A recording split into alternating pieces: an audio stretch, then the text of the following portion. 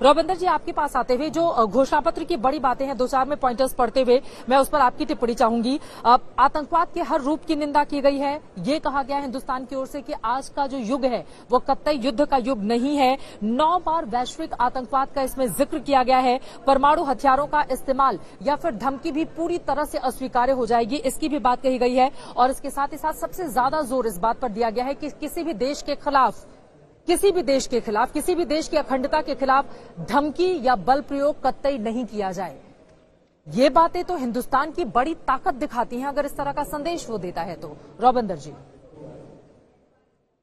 Points बोले, इनमें से मैं पहले एक ये ले लूं कि this is not the era of war. Actually यही कोर हो जाता है सारी सिचुएशन का। अभी ये जो नया इंटरनेशनल ऑर्डर बन रहा है या नया मैट्रिक्स बन रहा है, ये नया युग चालू हो रहा है। This is not the era of war, this is the era to live and let live, this is the era to walk the middle path. ये एरा है जिसमें नॉर्थ और साउथ को ब्रिज करा जाए, ह्यूमन सेंट्रिक डेवलपमेंट हो। ये era ऐसी नहीं है कि देश केवल मार्केट है। देश मार्केट के अलावा बहुत सारी और चीजें होती है जो कि ह्यूमन सेंट्रिक डेवलपमेंट है। तो ये not the era of war का ह्यूज है। सेकेंडली, एक तरह से आप समझिए कि दुनिया इस समय, मैं तो बार बार कहता हूं, रीबूट हो रही है, रीस्टार्ट हो रही है। ये नया युग शुरू हो गया है रियलिटी में। तो इस दुनिया का ऑपरेटिंग सिस्टम या सॉफ्टवेयर क्या होगा? ये दुनिया अब फिर से होपफुली एक गांव बन रही है, विलेज बन रही है, ज्यादा इंटरकनेक्ट हो रही है। तो ये गांव जो होगा, इसमें कायदे कानून क्या होंगे इस गांव के, किन रूल्स के अकॉर्डिंग हम आपस में रहेंगे सारे देश मिलके, ये इस समय जो आई थिंक अमिताभ कांत ने भी कहा था कि ये रिफ्लेक्ट करता है घोषणा पत्र रियलिटी।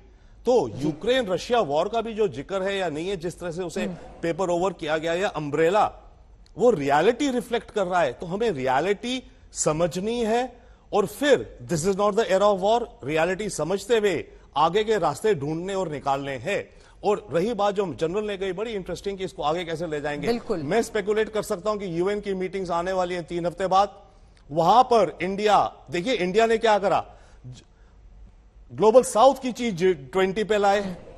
अब G20 की चीजें लेकर के हम यूएन जाएंगे। भाई पूरी दुनिया का प्लेनेट तो यूएन एक तरह का आर्किटेक्चर है ना। तो अब जो ये रेजोल्यूशन निकला, ये जो पूरी प्रोग्राम निकली, विचार निकले, इनको लेके यूएन में अब आगे पुश किया जाए ताकि पूरी दुनिया का आर्किटेक्चर एक नया होपफुली बेटर टुमारो हो। बिल्कुल सर।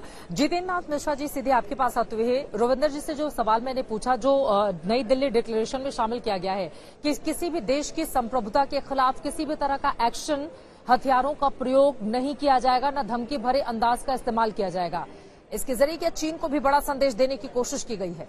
बिल्कुल बिल्कुल। हम कभी न सोचा। पहले आपको बहुत बधाइयां, देश को बधाइयां, गवर्नमेंट को बधाइयां, आपको भी बधाइयां, नमस्कार।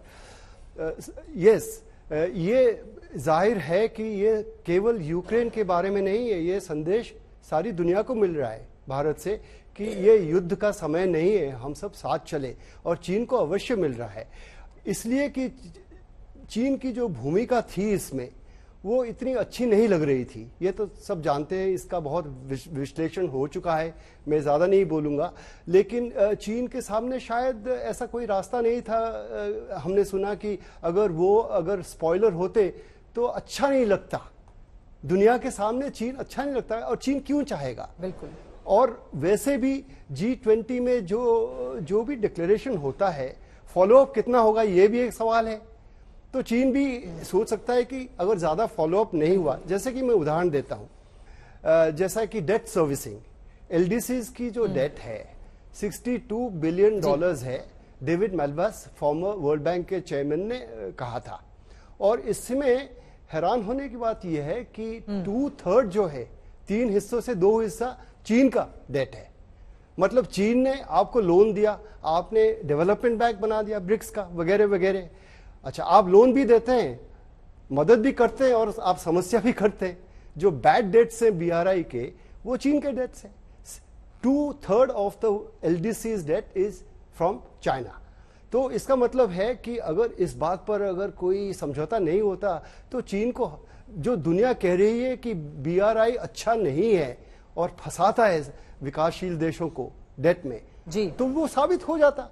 तो ये सब सोच के मैं कह रहा हूं कि चीन ने सोचा होगा। देखिए, मौजूदा वक्त में विकसित और विकासशील देशों के इस मंच के जरिए और दुनिया की 20 बड़ी आर्थिक ताकत के जरिए एक बड़ा संदेश जो पहुंचा पाने में हिंदुस्तान को कामयाबी मिली है, यकीनन वो अपने आप में अभूतपूर्व है। इतना बड़ा आयोजन, देश के अलग अलग हिस्सों में G20 के अलग अलग कार्यक्रम कराए जाते रहे और उसके बाद नई दिल्ली डिक्लेरेशन के जरिए पूरी दुनिया को एक संदेश है कि एक ताकतवर मुल्क के रूप में हिंदुस्तान कैसे आगे बढ़ रहा है। पूर्णिमा नाथ जी, मैं फौरन आपके भी पास आऊंगी, वंदना राणा जी भी हमारे साथ जुड़ी हुई हैं, आप दोनों के पास मैं फौरन आऊंगी, लेकिन उसके पहले आज अपने ओपनिंग रिमार्क में ही प्रधानमंत्री नरेंद्र मोदी की ओर से किस तरह से वैश्विक मंच को बड़ा संदेश देते हुए कहा गया है, सबका साथ, सबका विकास, सबका विश्वास और सबका प्रयास, इसी मूल मंत्र के जरिए हम आगे बढ़ेंगे। One earth, one family, one future. PM ने और क्या बड़ी बातें कही है, सुन लेते हैं, उसके बाद चर्चा में आगे बढ़ेंगे।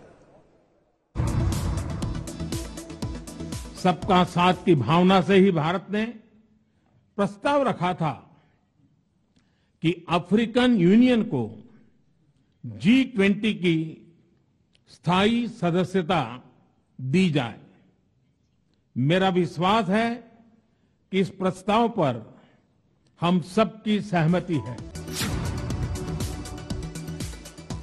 G20 के प्रेसिडेंट के तौर पर भारत पूरी दुनिया का आह्वान करता है कि हम मिलकर सबसे पहले इस ग्लोबल ट्रस्ट डेफिसिट को एक विश्वास, एक भरोसे में बदलें। यह हम सभी के साथ मिलकर चलने का समय है और इसलिए सबका साथ, सबका विकास, सबका विश्वास, सबका प्रयास का मंत्र हम सभी के लिए एक पथ प्रदर्शक बन सकता है।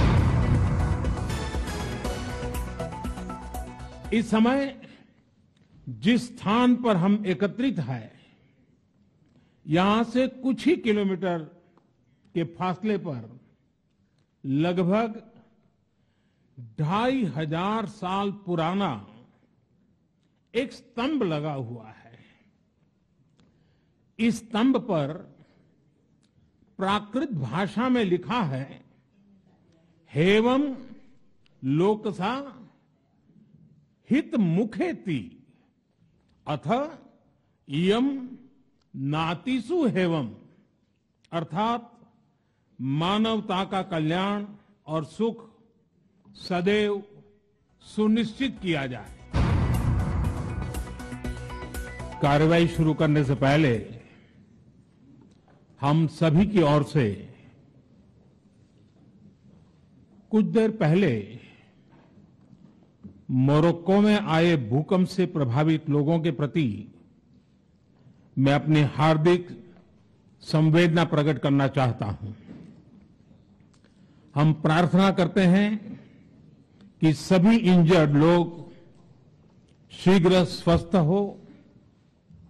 इस कठिन समय में पूरा विश्व समुदाय मोरक्को के साथ है।